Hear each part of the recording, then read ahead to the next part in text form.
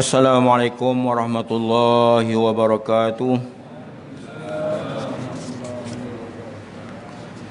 Ila hadrati Nabil Karim Mustafa Rasulillah sallallahu alaihi wasallam. Sya'lamul Fatihah. A'udzu billahi minasyaitonir rajim. Bismillahirrahmanirrahim. Alhamdulillahi rabbil alamin. Ar-Rahmanir Rahim. Maliki yaumiddin. Iyyaka na'budu wa iyyaka nasta'in ihdinas siratal mustaqim siratal ladzina an'amta 'alaihim ghairil maghdubi 'alaihim waladdallin amin. Nahmaduhu wa nasta'inu wa nastaghfiruh wa na'udzu billahi min shururi anfusina wa min sayyiati a'malina. Man yahdihillahu fala mudilla lahu wa man yudlil fala hadiya lahu.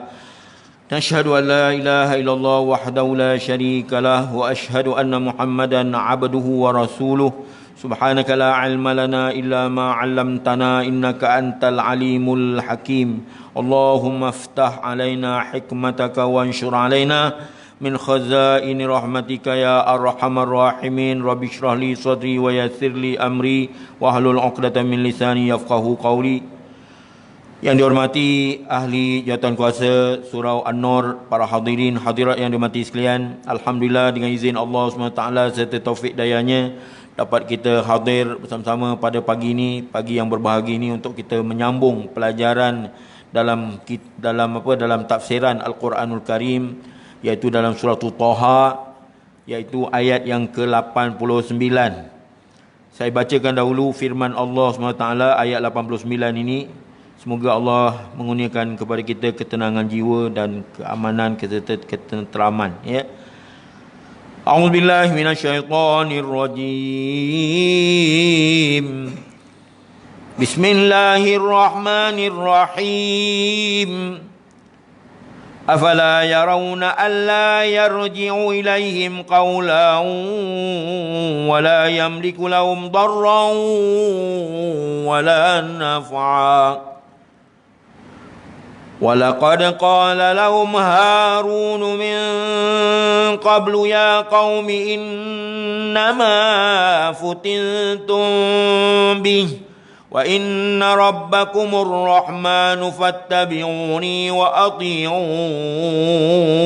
أَمْرِي قالوا لن نبرح عليه عاكفين حتى يرجع إلينا موسى قال يا هارون ما منعك إذ رأيتهم ضلوا ألا تتبعني أفعصيت أمري قال يا ابن لا تأخذ بلحيتي ولا برأسي إني خشيت أن تقول فرقت بين بني إسرائيل ولم ترقب قولي قال فما خطبك يا سامري قال بصرت بما لم يبصروا بي فقبضت قبضة من أثر الرسول فنبذتها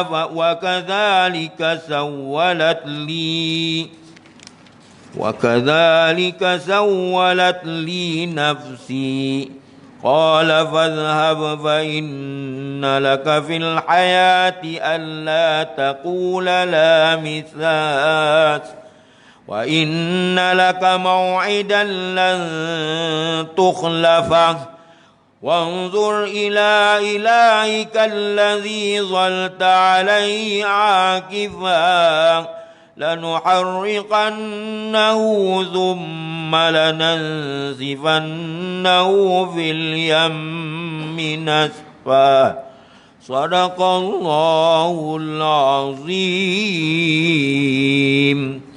Hadirin hadirat yang dirahmati sekalian, ayat 89 dalam surah Taha, Allah telah berfirman, tidakkah mereka ya, tidakkah mereka lihat bahawa anak lembu itu tidak memberikan jawapan kepada mereka.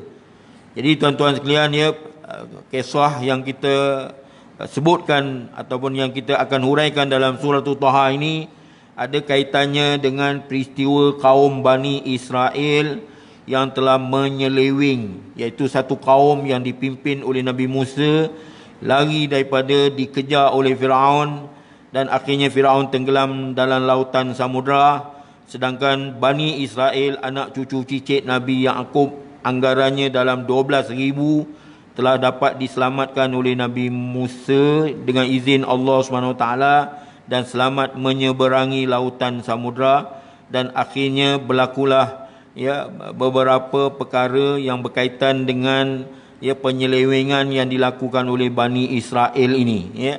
Jadi kalau kita lihat secara, ya, secara ringkas tentang peristiwa Bani Israel ini, iaitu menceritakan tentang satu kaum yang telah luput, ya, keyakinan diri dan tidak lagi mempunyai, ya, pendirian yang tetap. Jadi mereka ini pernah menjadi hamba abdi kepada kaum Firaun, ya, semasa berada di Mesir. Jadi seterusnya pada hari ini cerita tentang berkaitan dengan Samiri, yang telah mencipta satu jenis penyembahan, iaitu anak lembu, yang dibuat daripada harta, ya, ataupun harta peninggalan yang terapung di dalam lautan samudra. Lautan samudra itu yang dibawa oleh tentera-tentera Firaun, lalu ditempa emas itu menjadi anak lembu. Jadi sebab itu di sini dia kata, Allah riwayatkan perkataan, ya, tidakkah mereka lihat bahawa anak lembu itu tidak memberikan jawapan kepada mereka, dan dia tidak upaya mendatangkan bahaya dan tidak pula mendatangkan keuntungan. Jadi Allah SWT menolak kata-kata Samiri yang menyembah patung anak lembu itu, seraya mencela dan mengutuk, melaknat, mengapakah mereka tergamak menyembah patung anak lembu itu? Tidakkah mereka terfikir bahawa patung-patung tersebut tidak dapat memberi sebarang jawapan kepada mereka jika ditanya kepada patung itu? Apatah kata pun, ya, sepatah kata pun patung itu tidak dapat mengucapkannya, apalagi untuk menolak sebarang malapetaka, bahaya, bencana atau, ya, kebencanaan. Dia tidak akan dapat berdaya menolak kebencanaan, dan begitu pula dia tidak mampu memberi sebarang pertolongan untuk mendatangkan kemunafaatan atau faedah kepada orang yang memuja-mujanya, ya. Jadi kesimpulan daripada ayat ini, patung itu tidak ada upaya untuk bercakap, apalagi untuk menolak bahaya atau memberi guna. Mengapa mereka menyembahnya sebagai Tuhan? Lalu Allah Ta'ala meriwayatkan seterusnya, وَلَقَدْ قَالَ لَهُمْ هَارُونُ مِنْ قَبْلِ يَا قَوْمِ إِنَّمَا فُتِنْتُمْ بِهِ. Dan sesungguhnya Harun telah berkata kepada mereka terlebih dahulu. Jadi selepas daripada Nabi Musa pergi Bukit Tur Sina, rupanya Nabi Harun telah berkata kepada kaum Bani Israel, ya, sesungguhnya Harun telah berkata kepada mereka terlebih dahulu, hai kaum aku, sesungguhnya kamu hanya diuji dengan anak lembu itu. Harun kat sini bukan Pak Harun, Pak Harun Bilal. Ini Harun, ya, saudara kepada Nabi Musa, ya. Dan sesungguhnya Harun telah berkata kepada mereka terlebih dahulu, hai kaum aku, sesungguhnya kamu hanya diuji dengan anak lembu itu, dan sesungguhnya Tuhan kamu ialah Tuhan yang Maha Pengasih. Oleh sebab itu ikutlah aku dan patuhlah kepada perintah aku. Jadi kita akan tengok, ya, di sana dalam nasihat Nabi Harun ini ada simbolik, ya. Jadi dalam menyebut kisah Nabi Harun pula, Allah menceritakan sesungguhnya Harun telah berkata kepada kaum Bani Israel yang menyembah anak lembu secara menasihati mereka sebelum Nabi Musa kembali balik daripada Bukit Tur Sina bermunajat ataupun berdoa kepada Tuhannya. Ya, kata Nabi Harun, wahai kaum aku, tidak lain Allah hanya hendak menguji kamu. Ya. Sebenarnya ujian Allah SWT ni bukan kata Bani Israel saja, kepada kita semua pun ada banyak ujian, ya. Ya, jangan kita sangka kita dah beriman dah cukup. Ahasiban nas ayaqulu amanna wa hum la yuftanun. Adakah ahasiban nas, adakah menyangka manusia, ayaqulu amanna, dia telah berkata yang dia telah beriman. Ahasiban nas ayaqulu amanna wa hum la yuftanun, walhal, ya, wahum la yuftanun, sedangkan mereka itu tidak diduga ataupun dicuba ataupun diuji, ya. Jadi kita ni tak sunyi daripada diuji oleh Allah Subhanahu wa taala. Jadi Bani Israel juga berhadapan dengan ujian daripada Allah Subhanahu wa taala, kata Nabi Harun, ujian yang amat dahsyat. Setakat mana keimanan kamu wahai Bani Israel, dan setakat mana keteguhan kamu memegang agama, kamu akan diuji dengan adanya patung anak lembu yang hanya pandai menguak saja. Nampak? Di sini cubaan. Ujian ini ialah untuk mengetahui adakah kamu benar-benar mempunyai kepercayaan, keimanan, keteguhan yang kuat, atau kamu teragak-agak dalam menjalankan urusan agama kamu. Itu sebenarnya perkataan Nabi Harun tu ada pengertian yang mendalam, ya. Laqad qala lahum Harun min qabl ya qaumi innama futintum bih. Pendek aja perkataannya, dalam dua tiga kalimat saja, tapi pengertiannya mendalam, ya. Jangan kamu sangka bahawa kamu dah berpegang teguh dengan keimanan, kepercayaan, tapi Allah nak cuba kamu dengan dugaan. Sesungguhnya Tuhan kamu ialah Tuhan yang bersifat Maha Pengasih. Maha Pengasih itu maknanya Allah masih lagi boleh menerima keampunan. Allah boleh mengampunkan. Itu pun kalau Allah menghendaki mengampunkannya. Itu saya tambahlah, tapi yang sebenarnya merujuk pada dalil Quran juga. Ya, pasal apa dalam Quran dia sebut, ya, innallaha la yaghfiru an yushraka bihi wa yaghfiru ma duna dzalika liman yasha. Innallaha la yaghfiru an yushraka bihi. Allah Taala tidak mengampunkan. Innallaha la perkataan di situ ada perkataan la, ya, bukan lan. Kalau lan, selama-lamanya Allah tidak akan memberi keampunan. Tapi kalau dia sebut innallaha la tu maknanya masih lagi boleh Allah mengampunkan. Innallaha la yusyriku bi, innallaha la yusyriku bi an yushraka bi, ya, wa yaghfiru ma duna dzalika liman yasha, dan Allah mengampunkan selain daripada itu, ya. Kenapa Pak Ron? Oh, tak buka ni. Baru naik semangat pagi ni. Okey Pak Run. Bawa bertenang. Relax Pak Run. Kosak je. Kalau tak boleh pun tak apalah. Suara saya dengar kuat. Boleh, ya. InsyaAllah. Bawa bertenang. Tak apa. Tak, maaf lah kalau bergurau ke apa ke, ya Pak Run. Sebut nama Pak Run pun naik bersemangat pagi ni. Tak boleh buka, ya. Tak apa.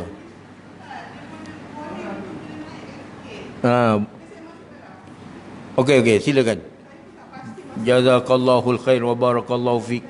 Terima kasih banyak. Tolongkan, permudahkan. Allahumma yassir wa la tu'assir. Ya Allah, permudahkan, jangan diperpayahkan. Tak apa. Semangat pagi ni. Tak apa, ya. Saya teruskan, ya. Tuan-tuan sekalian, biarlah, tak apa, ini teknikal aja. Dari segi teknikal.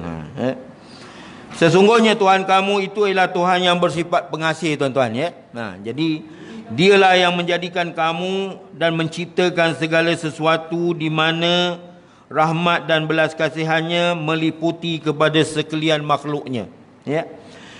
Jadi mereka dikurniakan tubuh badan yang sempurna dan jiwa yang berharga, serta ditunjukkan pula jalan yang lurus yang akan membawa mereka ke arah sa'adatul dunia, iaitu kebahagiaan hidup di dunia dan kebahagiaan hidup di akhirat. Kemudian kata Nabi Harun lagi, oleh itu ikutlah aku, kata Nabi Harun, kerana aku adalah utusan Allah yang diutuskan untuk memberi pimpinan, ya, pimpinan kepada kamu, maka ikutlah apa yang aku serukan, kata Nabi Harun, ya, dan patuhlah kepada perintahku yang telah aku sampaikan, supaya kamu beribadat kepada Allah, jangan menyembah patung anak lembu, ya.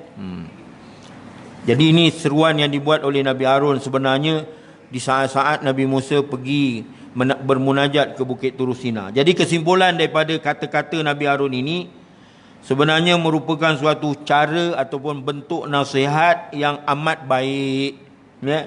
Mula-mula kaumnya ditegur kerana tersalah jalan sehingga tersesat menjadi kufur engkar untuk menerima ujian dengan kata-kata innama futintum, ya. Sesungguhnya kamu hanya diuji, ataupun sesungguhnya kamu diduga, ataupun kamu dicuba oleh Allah SWT, ya. Kemudian mereka diseru supaya mengenal Allah. Itu yang kedua, seruan Nabi Harun kepada kaum Bani Israel. Ya, maknanya tak kurang hebat juga Nabi Harun ini, ya, kalau dibandingkan dengan Nabi Musa alaihissalam, ya, kerana dia mempunyai metod ataupun teknik dakwah yang digunakan oleh Nabi Harun, ya. Kemudian mereka diseru supaya mengenal Allah dengan kata-kata inna rabbakumur rahman, sesungguhnya Tuhan kamu ialah Tuhan yang maha pengasih.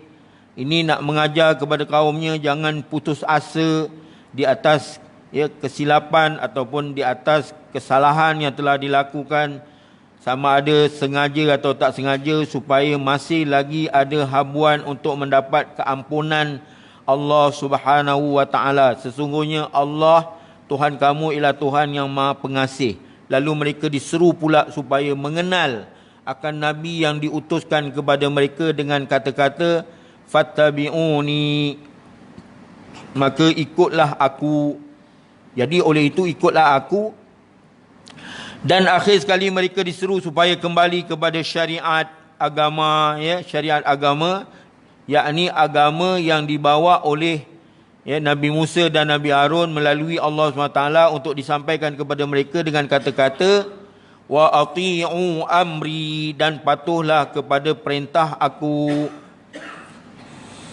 Jadi tuan-tuan sekalian, ya, aturan memberi nasihat, kalau kita lihat kepada apa yang dibawa oleh Nabi Harun kepada kaum Bani Israel ini, maka aturan dalam memberi nasihat dengan cara yang seperti ini sesungguhnya amat cantik, amat elok, ya. Maknanya amat di sini diterjemah sebagai amat molek, iaitu mula-mula dihilangkan segala halangan di tengah jalan yang merintangi akidah, kepercayaan, ya, ataupun kepercayaan. Mula-mula dihilangkan segala halangan, ya, di tengah jalan yang merintangi tauhid ataupun i'tiqad, kepercayaan. Itu yang pertama sekali. Ya, mula-mula hilangkan segala halangan di tengah jalan yang merintangi i'tiqad dan kepercayaan.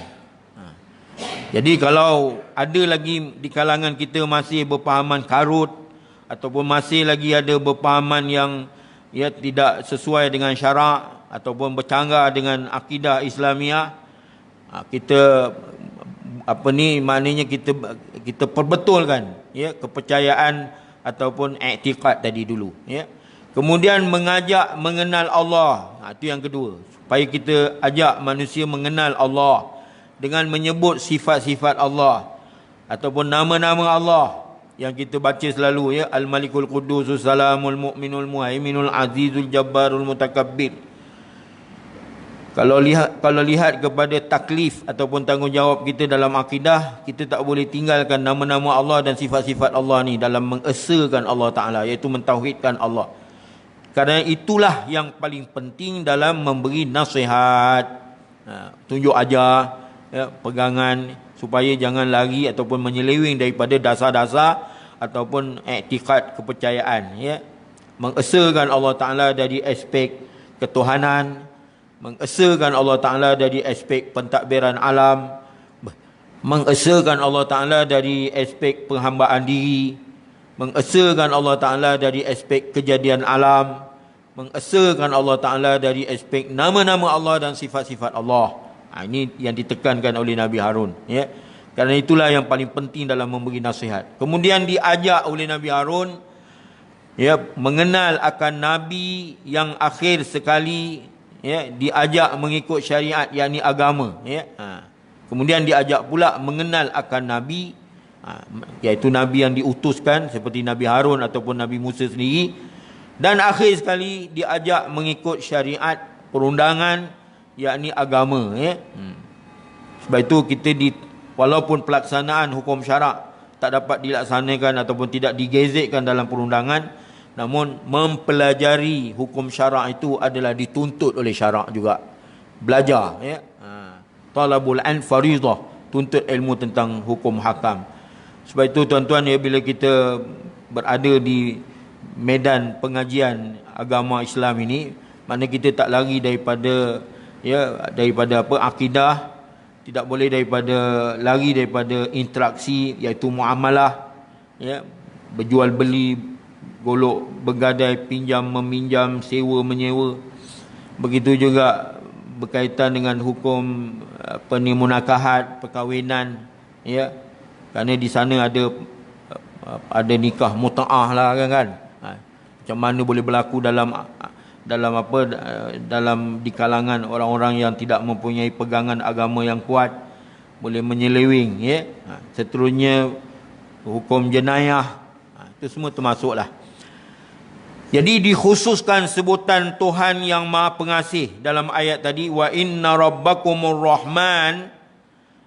Dikhususkan, ditentukan, disebutkan Tuhan yang Maha Pengasih di sini adalah mengandungi maksud ataupun tujuan, iaitu jika mereka telah tersesat jalan, ya, mahu bertaubat, nescaya Allah akan menerima taubat mereka, kerana Allah itu bersifat penerima taubat yang sangat pengasih.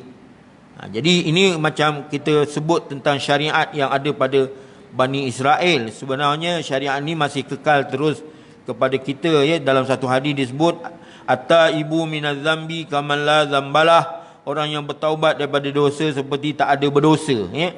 Tetapi sayangnya semua nasihat Nabi Harun itu telah ditolak, dan sebahagian besar ditolak oleh majoriti, ya. Sebahagian besar daripada kaumnya. Mereka kata apa? Qalu lan nabraha alaihi akifin hatta yarji'a ilaina Musa. Mereka menjawab, kami akan terus memuja sehingga Musa kembali kepada kami. Jadi kaum Bani Israel majoritinya, boleh katakan keseluruhannya, mengatakan kami akan terus memuja patung anak lembu ini sehingga Musa pulang menemui kami, supaya kami ketahui apa yang akan dikatakan oleh Nabi Musa nanti dan apa pendapatnya mengenai perkara ini. Jadi seolah dia tak tahu di mana letaknya keutamaan, ya. Patutnya keutamaannya Allah Ta'ala, bukan Nabi Musa. Nabi Musa yang kedua, tapi dia letakkan Nabi Musa dulu. Dia tengok balik, nanti kita tengok Nabi Musa balik dia kata apa. Patutnya dia kena kata apa Allah kata, baru betul. Sebab itu dalam akidah ni kita mengutamakan apa yang Allah perkatakan dan disusuli dengan apa yang diperkatakan oleh Nabi Muhammad. Maqala Allah, maqalar Rasul. Apa yang dikatakan oleh Allah Ta'ala, apa yang dikatakan oleh Rasul. Apa yang disabitkan oleh Allah, apa yang disabitkan oleh Rasul. Apa yang dinafikan oleh Allah, Apa yang ditidakkan oleh Allah, begitu juga apa yang ditidakkan oleh para rasul, ya. Jadi mereka mengatakan, jadi kata-kata ini hanyalah alasan.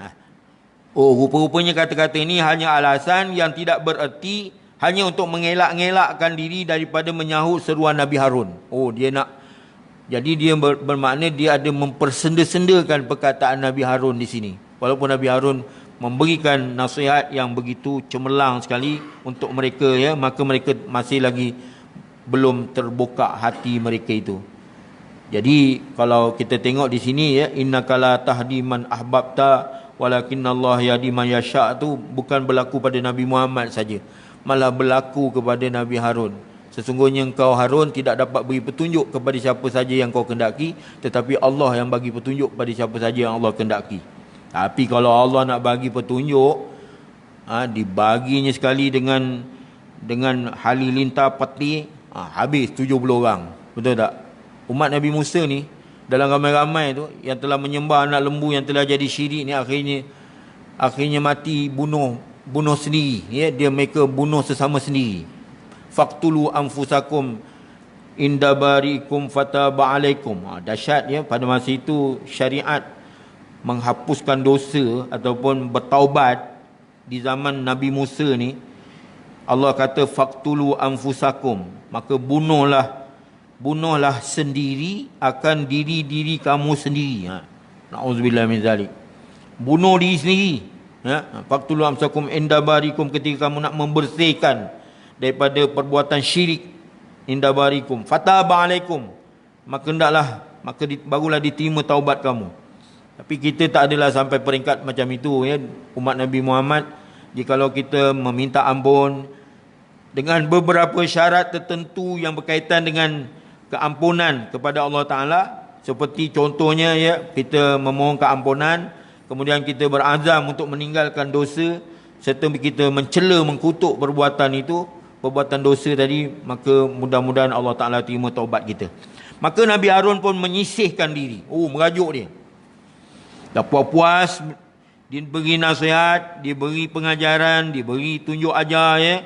Akhirnya Nabi Harun menghendarkan diri ataupun menyisihkan diri mereka bersama kumpulan kaum Bani Israel yang masih patuh kepadanya, yang dianggarkan ada seramai 12,000 orang yang tidak menyembah patung anak lembu. Ada 12,000 lagi, ya, yang tidak menyembah patung anak lembu. Kemudian apabila Nabi Musa telah kembali dan didengarnya orang ramai berteriak-teriak dengan suara riuh pekok rendah, ya, riuh rendah, sambil menari-nari mengelilingi patung anak lembu, maka dikatakannya kepada orang-orang yang pulang bersama dengannya seramai 70 orang, inilah dia suara fitnah, kata Nabi Musa. Ini suara fitnah, katanya. Kemudian apabila bertemu dan melihat Nabi Harun, apabila Nabi Musa jumpa Nabi Harun, ya, timbullah rasa marahnya yang amat sangat.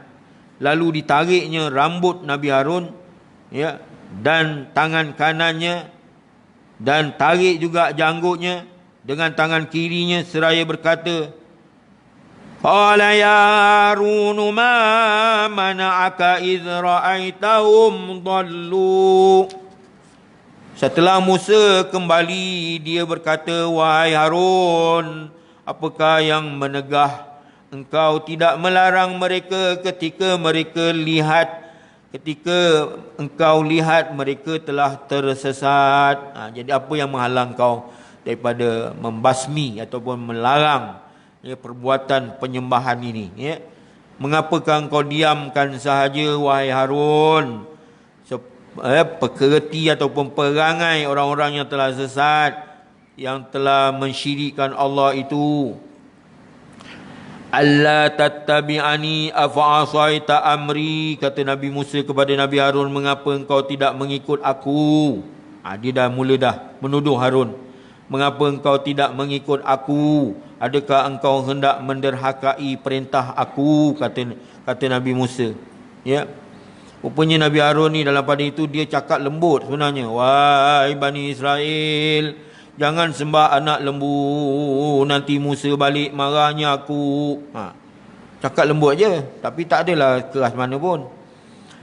Tapi kaumnya tetap inat, ya, melawan kebenaran Nabi Harun, ya. Seterusnya kata Nabi Musa lagi, tidakkah engkau mahu mengikut perintah aku dan wasiat aku, wahai Harun? Mengapa engkau tidak memerangi mereka, padahal engkau tahu kalau aku pada waktu itu berada bersama-sama mereka, nescaya aku sendiri akan perangi disebabkan kekufuran mereka. Tengok ya betapa hikmatnya Allah jadikan Nabi Musa pergi bermunajat ke Bukit Turu Sina. Agaknya kalau ada dengan Nabi Harun, mau dibunuhnya habis Bani Israel, ya. Pasal Nabi Musa ni memang gagah perkasa. Atau maksud kata-kata Nabi Musa itu ialah, mengapa engkau tidak segera pergi berjumpa menemui aku? Kau datanglah jumpa aku. Untuk memberitahukan tentang perbuatan mereka yang sesat, supaya engkau boleh berpisah dari mereka sebagai membantah dan mencela perbuatan mereka. Itu di antara, boleh juga dimaksudkan dengan tafsiran itu, bunyinya macam itu, ya. Kemudian katanya lagi, mengapa engkau tidak mematuhi perintah aku, yakni menyalahi dengan apa yang aku wasiatkan, aku pesankan, sehingga perkara kekufuran itu telah berlaku. Dahlah bertelaga antara Nabi Musa dengan Nabi Harun ni tadi, ya. Apa kata Nabi Harun? Qala ya ibna umma la ta'khudh bi lihyati wala bi ra'si inni khashitu an taqula farraqta baina bani Israil wa lam tarqub qawli. Hai anak ibu aku, kata Nabi Harun. Lembut aja, ya, tengok. Hai anak ibu aku. Qala ya ibna umma la ta'khudh bi lihyati wala bi ra'si. Hai anak ibuku, jangan engkau tarik janggutku, jangan engkau tarik rambut kepala aku. Sesungguhnya aku bimbang nanti engkau katakan engkau telah memecah belahkan antara anak-anak Bani Israel dan engkau tidak mengingat kataku lagi, kata Nabi Harun. Kau dah tak dengar cakap aku lagi dah. Nanti, ya. Kalau kita perhatikan jawapan Nabi Harun dalam ayat 94 ini, kita mendapati kesan bahawa sikap Nabi Musa yang kasar terhadap Nabi Harun tidak dibalas oleh Nabi Harun dengan kekasaran juga. Ini satu pengajaran, ya. Maknanya dalam melaksanakan urusan dakwah ni, kita banyak bertolak ansur sebenarnya, ya. Asalkan tidak bercanggah dengan syarak, ya. Tak payahlah kita nak ambil sikap yang gopoh-gapah, ya. Kalau kita perhatikan jawapan Nabi Harun tersebut, kita mendapati kesan bahawa sikap Nabi Musa yang kasar terhadap Nabi Harun tidak dibalas dengan kasar juga. Apalagi ketika rambutnya di kepalanya ditarik dengan tangan kanannya, janggutnya juga ditarik dengan tangan kirinya. Dia hanya membahasakan Nabi Musa itu dengan memanggilnya, wahai anak ibu aku, wahai anak bonda aku. Macam tu. Kan lembut panggilan tu, kan. Maknanya dalam pertuturan, ya, boleh bertutur dengan cara yang lemah lembut. Nabi Muhammad pun dalam seruan dakwahnya Allah didik cara berlemah lembut, ya. Allahumma hdi qaumi fa innahum la ya'lamun. Ya Allah, beri petunjuk kepada kaum aku sedangkan mereka tak tahu, kata Nabi Muhammad, kan. Padahal keduanya adalah saudara kandung, seibu dan sebapa. Ini ialah untuk menarik perhatian Nabi Musa supaya mempunyai sedikit perasaan kasih sayang, suatu sifat yang biasanya terdapat pada seseorang ibu. Sememangnya Nabi Musa kelihatan terlalu kasar, didorong oleh kemarahan semata-mata kerana Allah, emosi, ya. Jadi ada juga, ya, keadaan serupa ini berlaku pada nabi-nabi zaman silam, ya. Melayani emosi. Maka apabila dia menyaksikan apa yang telah berlaku pada kaumnya, maka kuatlah persangkaan bahawa Nabi Harun telah mencuaikan tugasnya, lalu dia pun bertindak seperti itu. Seolah-olah dia bertanggapan bahawa Nabi Harun mencuaikan tugas dia sebagai wakil Nabi Musa. Ya? Tentu sahaja Nabi Harun menolak sangkaan adiknya yang tidak benar itu. Dan dia sebagai seorang abang kepada Nabi Musa, tentulah menaruh lebih-lebih kesabaran. Maknanya seorang abang patutnya mempunyai kesabaran yang kuat dan menjelaskan bahawa dia tidak menderhakai perintah Nabi Musa, adik kandungnya, atau cuai dalam tugasnya. Dia sendiri menafikan. Ya?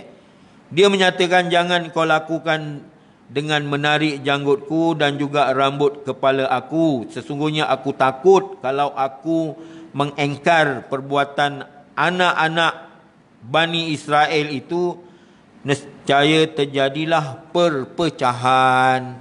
Jadi perpecahan, ya, dia tak nak nanti bila dia halang kaum Bani Israel tadi menyembah anak lembu secara kekerasan, akan membawa kepada perpecahan, pergaduhan, perkelahian di kalangan mereka kepada dua golongan yang menimbulkan perang saudara. Perang saudara, ya. Perang saudara ni sebenarnya haram pada syarak kan. Mana boleh saudara dengan saudara bergaduh. Ya, tak boleh. Pecah belah dalam Islam hukumnya haram kan. Wa'tasimu bihablillah jami'an wa la tafarraqu. Berpegang teguhlah kamu dengan tali Allah, jangan kamu berpecah belah. Jadi rahsia perpecahan berpunca daripada kita tidak berpegang teguh dengan tali Allah kan. Dia tak pegang tali Allah, dia boleh bawa pecah belah, ya. Tapi kalau kita tengok cerita Nabi Harun ni, kalau ikutkan, memanglah mau Nabi Harun, ya, mengambil tindakan yang amat dahsyat kan. Tetapi dengan sebab dia tak mau jadi perang saudara, ya, perang saudara, satu dengan yang lain akan berbunuh-bunuhan, dan nanti engkau akan menuduh aku dengan mengatakan pula, nanti kau tuduh aku pula, engkau telah memecah belahkan di antara anak Bani Israel nanti. Sebut salah, tegur salah, tak tegur salah, jadi serba salah. Nabi Harun dah serba salah. Aku ambil tindakan kan, kau tuduh aku jadi pemecah belah. Ya, jadi begitulah. Jadi kita menghadapi persaudaraan Islam ni dengan hikmah lah, ya. Kalau kita tak bijak menangani persoalan ummah ataupun persaudaraan Islam, maka ditakuti akan menjadi pecah belah. Itu pengajarannya, ya. Tak boleh kita gopoh lah. Memang manusia ni bersifat gopoh. Khuliqal insanu ajula. Dijadikan manusia itu gopoh. Kalut. Kalut. Tak sabar-sabar, ya. Relax lah, bawa bertenang. Dan nanti engkau akan menuduh aku dengan mengatakan engkau telah memecah belahkan antara anak-anak Israel, dan engkau akan katakan lagi bahawa sudah tidak mengingat lagi kepada perkataan kamu, yakni seolah-olah aku tak dengar cakap engkau. Aku ni main hantam aja, ikut suka nak buat. Tak boleh, ya. Yakni wasiatmu yang menyuruh aku supaya menjadi pengganti engkau sepeninggalanmu dengan menjaga anak-anak Bani Israel, anak cucu cicit Nabi Yaqub, dan berlaku baik kepada mereka. Sedangkan itu memang nasihat kau supaya aku buat baik. Sebab itu aku cakap lemah lembut. Jangan sembah anak lembu, nanti balik Musa dimarahnya aku. Itu aja yang diulang-ulang ni Nabi Harun. Tak ada apa tindakan langsung. Tak adalah nak bersilat ke, nak berpencak ke apa, tak ada, ya. Berlengan ke apa, tak ada. Ayuha, ya, bersif apa, kada ada apa berlengan, tak ada. Qala fama khatbuka ya Samiri. Musa berkata, apa hal engkau hai Samiri pula? Kau ni kenapa? Semua nak dihadapi oleh Nabi Musa, nak ditangani oleh Nabi Musa sendiri. Setelah Nabi Musa mendengar alasan yang diberikan oleh Nabi Harun bahawa dia tidak bersalah, Nabi Harun tak ada bersalah, maka perhatiannya ditumpukan kepada Samiri pula. Lalu ditanyakan kepada Samiri, apa hal engkau hai Samiri dengan perbuatan yang telah engkau lakukan itu? Pertanyaan ditujukan kepadanya supaya orang ramai menyedari akan perbuatannya yang salah mengikut pengakuan Samiri itu sendiri. Sekarang Nabi Musa nak dengar daripada percakapan Samiri itu sendiri. Lalu dijawab oleh Samiri, saya melihat apa yang mereka tidak lihat. Oh, kata Samiri, saya melihat apa yang mereka tidak melihat. Ini biasalah ya. Orang yang sesat dia akan gunakan ibarat ayat seumpama ini. Ya, engkau tak lihat. Engkau tak lihat sedangkan aku melihat. Dia kata macam itu. Engkau kulit, aku isi. Jadi isi ada pada aku, kulit pada engkau. Jadi jadi yang isi mana nak nampak kan? Jadi seolah macam itulah kan. Saya melihat apa yang mereka tidak lihat, lalu saya genggam segenggam tanah bekas dipijak oleh Rasul. Rasul tu malaikat Jibril ya. Maka saya lemparkan kepada patung, dan begitulah diri saya sendiri yang menyuruh membuatnya. Diri saya sendiri yang menyuruh membuatnya. Samiri memberi jawapan, katanya, orang tidak tahu bahawa panduan hidup nanti ya. Orang tak tahu ya. Macam itu. Samiri memberitahu jawapan, dia kata orang tidak tahu bahawa tanah bekas dipijak oleh kuda betina yang ditunggang oleh malaikat Jibril semasa dia diutus kepada kamu, ya, kepadamu, menyuruh pergi ke gunung Turusina itu, maka tanah itu ada mempunyai kuasa ajaib. Saya melihat dan memperhatikan barang apa yang dilumuri dengan tanah itu akan menjadi hidup.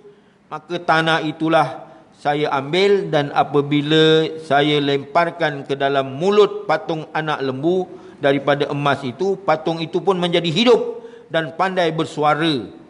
Suara je lah kan. Habis-habis dia berbunyi gitulah ya. Kemudian apabila apabila orang ramai hendakkan Tuhan yang mereka sembah, disebabkan lambat menunggu engkau pulang balik, maka dengan kehendak diri saya sendiri, saya buatlah patung itu untuk menjadi Tuhan mereka. Tengok cara Samiri menjawab ya. Apa kata Nabi Musa yang bengis dan garang itu ya? Kata Nabi Musa, nyahlah engkau, berambuslah engkau. Sesungguhnya engkau berhak di dunia ini untuk mengatakan jangan mencampuri aku. Qala fadhhab fa inna laka fil hayati an taqula la misas. Nyahlah engkau, sesungguhnya engkau berhak di dunia ini untuk mengatakan jangan mencampuri aku. Dan sesungguhnya engkau mempunyai janji hukuman yang tidak boleh engkau engkari. Dan lihatlah kepada Tuhanmu yang setiasa engkau puja itu, pasti kami akan membakarnya, kemudian tetap kami lemparkan ke laut. Ini jawapan yang diberi oleh Nabi Musa kepada Samiri. Dia kata mendengar keterangan Samiri, maka Nabi Musa AS memerintahkan Samiri supaya menjauhkan diri seraya berkata, nyahlah engkau pergi jauh dari sini. Seolah-olah Nabi Musa tak nak tengok muka dia ya selama-lamanya. Jangan campur dengan kami, jangan bergaul dengan kami. Dan saya memerintahkannya tidak seorang pun boleh bercampur dengan kau. Kemudian Nabi Musa pesan di kalangan Bani Israel, jangan bergabung dengan Samiri ni ya, jangan jumpa dengan dia. Walaupun dunia ini boleh kau katakan jangan campur urusan aku, maka janganlah lupa itu dia hukuman yang dijanjikan untuk engkau. Pasti tak dapat engkau mengingkarinya. Di dunia ini sahaja apabila seksaan datang menimpa, tak dapat engkau mengelakkannya. Maka seksaan yang akan datang di akhirat lebih dahsyat lagi, dan tak dapat engkau hendak melarikan diri. Nabi Musa dah mula memberi nasihat kepada Samiri. Adalah diriwayatkan, diceritakan ya, Kemudian Samiri telah melarikan diri, lalu merayau-rayau di padang belantara, hidup bersama-sama binatang-binatang liar dan terasing, tidak bercampur dengan manusia. Itu disebabkan sumpahan Nabi Musa tadi, yang marah kepada Samiri. Jadi sebelum Nabi Musa menghalau Samiri, dia juga mengatakan, cubalah engkau lihat kepada patung anak lembu yang kau katakan dia itu Tuhan. Dia itu Tuhan kamu, dan selama ini kamu asyik dengan memujanya. Pastikan bahawa apa yang kamu lakukan itu adalah salah dan tak ada kebenaran langsung. Oleh itu perkara yang salah patut dimusnahkan supaya tidak menjadi fitnah yang akan menyesatkan kepada generasi yang akan datang. Sekarang juga kami akan bakar patung-patung itu dalam api dengan mengikirnya halus-halus, mengikisnya sampai halus supaya menjadi habuk. Setelah itu kami buang dengan menaburkannya melalui angin ke dalam lautan samudra agar tidak ada lagi bekasnya dan yang akan tinggal. Kemudian apa yang dikatakan oleh Nabi Musa itu segera dilaksanakan oleh Nabi Musa sendiri. Ya. Kemudian ayat 98, innama ilahukumullahu alladhi la ilaha illahu wasi'a kulla syai'in ilma. Jadi peristiwa ni bila-bila masa boleh berlaku dalam kehidupan manusia, ya. Ada yang memuja harta, ada yang memuja wang ringgit.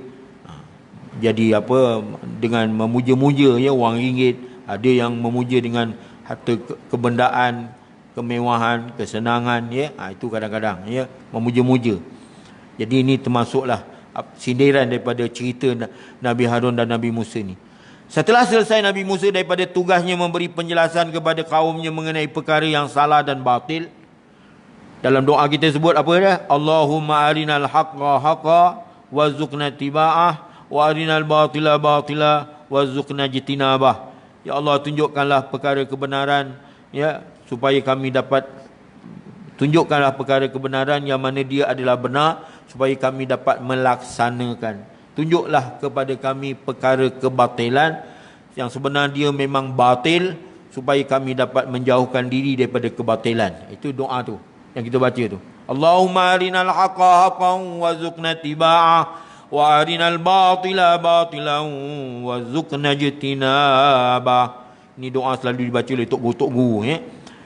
Jadi setelah selesai Nabi Musa daripada tugasnya memberi penjelasan kepada kaum mengenai perkara yang salah tetap salah, yang batil tetap batil, maka mulalah pula dia menerangkan tentang kebenaran agama yang dibawa oleh Nabi Musa sendiri, iaitu terlebih dahulu dengan memperbaiki tauhid, memperbaiki akidah, memperbaiki pegangan hidup kita, hala tuju kita, akidah kepercayaan kita. Itu yang penting, tauhid. Sebab itu kita kena belajar tauhid secara mendalam, yang saya sebutkan tadilah, iaitu mengesakan Allah Ta'ala dari aspek ketuhanan tadi dan seterusnya. Mereka digesa supaya mempercayai bahawasanya patung anak lembu itu bukanlah Tuhan, hanya yang layak dipuja lalu disembah, serta disanjung-sanjung, dimuliakan dan diagung-agungkan ialah Allah, yang tidak ada Tuhan yang melainkan Dia sahaja. Maka setiap sesuatu berhajat kepadanya. Setiap kita semua ni berhajat kepada Allah, sebaliknya Allah tak berhajat kepada kita. Itu katakan mengesakan Allah Ta'ala dari aspek ketuhanan, Kerana Dia yang menjadi pencipta kepada segala sesuatu. Fa'alun lima yurid, bersangatan melakukan apa yang Dia kehendaki. In yasha' yakun, in lam yasha' lam yakun. Jikalau Dia berkehendak menjadikan sesuatu, maka akan jadi. Kalau Dia tak berkehendak, tak jadi. Dan Allah itu pula mengetahui akan segala sesuatu. Tidak ada sesuatu walaupun sebesar zarah, walau sebesar habuk, walau atom habuk yang halus sekalipun, berada di langit maupun di bumi, tersembunyi daripada pengetahuannya. Maknanya tak ada tersembunyi. Tak ada sehelai daun yang gugur melainkan diketahui olehnya. Tak ada sebiji benih di dalam bumi yang gelap, dan tiada pula benda yang basah dan yang kering melainkan adalah semuanya itu termaktub, tertulis, tercatat di dalam suratan takdir Allah dengan terang dan jelas. Kadzalika naqussu 'alaika min naba'i kadzalika naqussu 'alaika min naba'imum kama kadzalika naqussu 'alaika min anba'i ma qad sabaqa wa qad atainaka min ladunna dzikra. Begitulah kami, Allah SWT menceritakan kepada kamu sebagian berita-berita pada zaman dahulu, dan sesungguhnya kami berikan kepada kamu dari sisi kami sesuatu peringatan, iaitu Al-Quran. InsyaAllah akan datang kita sambung lagi. Ayat 99 ini akan diuraikan, cuma saya terjemahkan sekadar tadi. Jadi kita akan bertemu kembali pada pelajaran yang akan datang pada ayat 99. Mohon ampun dan maaf jika terdapat salah dan silap. Wabillahi taufiq wal hidayah. Assalamualaikum warahmatullahi wabarakatuh. Bismillahirrahmanirrahim. Alhamdulillahirabbil alamin.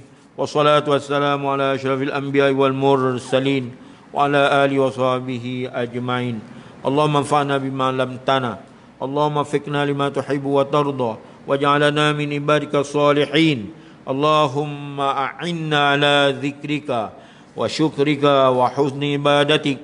Allahumma afina min kulli bala'id dunya wa 'adzabil akhirah. وادفع عنا البلاء والوباء والبلاء والرياء والزنا والأهواء والفحشاء ما ظهر منها وما بطن عن سائر بلاد المسلمين أما برحمتك يا أرحم الراحمين. اللهم إنا نعوذ من جهد البلاء ودرك الشقاء وسوء القضاء وشماتة الأعداء. اللهم إنا نعوذ بك من البرص والجنون والجذام ومن سيء الأسقام. ربنا عليك توكلنا وإليك أنبنا وإليك المصير. سبحان الله وبحمده سبحانك اللهم وبحمدك نشهد أن لا إله إلا أنت نستغفرك ونتوب إليك. سبحان الله بسم الله الرحمن الرحيم والعصر إن الإنسان لفي خسر إلا الذين آمنوا وعملوا الصالحات وتواصوا بالحق وتواصوا بالصبر. وصلى الله على محمد وعلى آله وصحبه وسلم. الحمد لله رب العالمين. تقبل الله منكم. صلى الله على محمد صلى الله عليه وسلم. صلى الله على محمد صلى الله عليه وسلم.